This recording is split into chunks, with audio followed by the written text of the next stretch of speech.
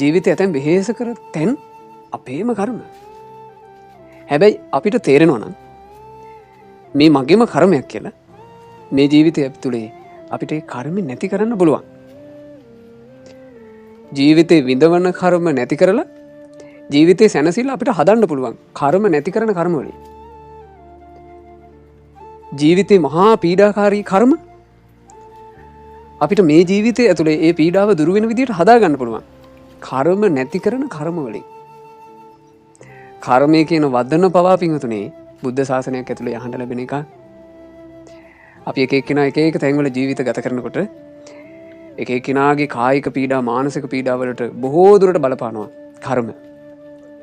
අපි දන්නවා නම් කර්ම නැති කරන කර්ම ඒ තුලින්ම ජීවිතේ වෙනස් කරගන්න පුළුවන්. මේ බණපදේ අවසන් වෙනකොට ඔයාලගේ ජීවිතේ ගොඩාක් වෙහෙස දුරු වෙයි. එච්චර අසිරිමත් මේ ධර්ම දේශනාව. කම්ම සූත්‍රය. කර්ම වලින් පීඩිත හිත් සුවපත් කරන අපූර්ව ධර්මයක්.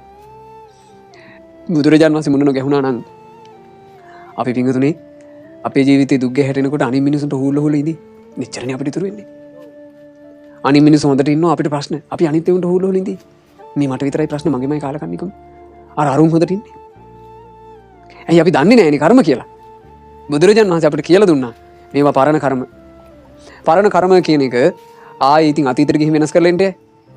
පරණ කර්ම රැස් වුණා. දැන් ඒ වගේ විපාකේ අපිට ඇවිත්. මේකේ වැදගත් මේක තමයි නව කර්මය. බුදුරජාණන් වහන්සේ දේශනා කළා මොකද්ද නව කර්මේ? කතමංච භික්ඛවේ නවං කම්මං. කුමක්ද මේ නව කර්මය අලුත් කර්මය කියලා කියන්නේ? යංකෝ භික්ඛවේ ඒතරහි කම්මං කරෝති. මහණෙනි යම් කිසි ස්ත්‍රියක් හෝ පුරුෂයෙක් මේ දැන් කර්ම කරනවාද?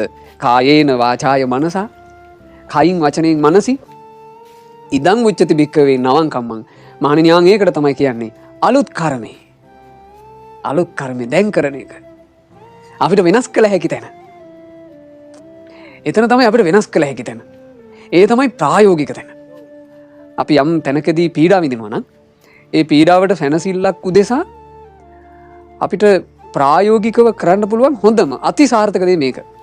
මිනිස්සු ප්‍රශ්න විසඳගන්නට කියලා කරන එක එක දේවල් බලපුවම ඒවා ඔක්කොම පිංගුතුනේ හරියයිද නැද්ද කියලා හිතා ගන්න බැරි ඒවා. ඇතැම් මු නොයෙක් මිසදිටු බලවේග ළඟට යනවනේ. ඉතින් පේන්නේ නැති එක එක බලවේග ඉස්සරහා පළතුරු වට්ටි පූජා කර කර යදිනවා.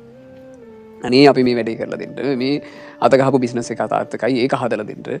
රස්සාව හරියන්නේ නැහැ ඒක කරලා දෙන්න. මෙච්චර පඳුරු ගැට ගහන්නම් මේ මෙතන බාරව ඉන්න මනුස්සයාට මෙච්චර ගාණක් දෙන්නම්. ඉතින් මිනිස්සු ගොඩාක් දේවල් කරනවා. මේ හැම එකම තියෙන්නේ මිනිසුන්ගේ අසරණකම. ඉතින් අපි දැකලා තියෙනෝනේ ගොඩාක් ඔය නොයෙක් ස්ථාන වලට යද්දී සමාජලාවට ඉතාම පූජනීය ස්ථාන ඒ ස්ථාන උනත් මිනිස්සු ඉතින් තමන්ගේ විකාර රූපී දේවල් වලට පාවිච්චි කරලානේ දැන්. ඔන්න පඳුරු ගැට ගහනවා. පඳුරු ගැට ගහ පතනවා. මම දැකලා තියෙනවා ලොකු මේ පඳුරු කණු. ඒ පඳුරු කණු දිහා බලාගෙන මම හිතලා තියෙනවා මේ ඔක්කොම ප්‍රශ්න. ඒ පඳුරක් ගානේ තියෙන මොනවද? ප්‍රශ්න. වෙහෙස, පීඩන. ඕවා. ඒ මිනිස්සු පඳුර ගැට ගහලා ඒ මිනිස්සුන්ගේ හිත ඇතුලේ බලාපොරොත්තුවක් තියෙනවා. මගේ ප්‍රශ්න හරියයි. ඒක බලාපොරොත්තුවක් විතරයි පිටුතුනේ. ඒ බලාපොරොත්තු වෙන විදිහට වෙන්නත් පුළුවන්, නොවෙන්නත් පුළුවන්. නමුත් ඔයාලා දැන් කරන කර්ම ටික හරියට කරගන්න. ඔයාලගේ ජීවිතේ සාර්ථක වෙනවමයි. ඒකට බාහිර සාක්ෂිකාරයෝ උන්නේ. Taman දැන් කරන්නේ හරි දෙයක් නම් පිටුතුනේ. ඒක මේ ජීවිතේ සුවය පිණිසත් පවතිනවමයි. මතු අනාගතයේ දවසකත් Tamanට ඒක විශාල සුවයක් පිණිස පවතිවි. යම් කිසි කෙනෙක් ගොඩාක් රෝගාබාධ බහුලයි නම් එයා තේරුම් ගන්න ඕන මගේ පරණ කර්මේ සතුන්ට හිංසා පීඩා කරපු කර්මයක්. ඒ නිසානේ ලෙඩ බහුල. මම මේ ජීවිතය ඇතුලේ සතුන්ට ආදරය කරනවා. සතුන්ගේ ආරක්ෂාව පතනවා. සතුන්ට ආරක්ෂාව හදන්න පුළුවන් තැන්වලදී මම සතුන්ට ආරක්ෂාව හදනවා.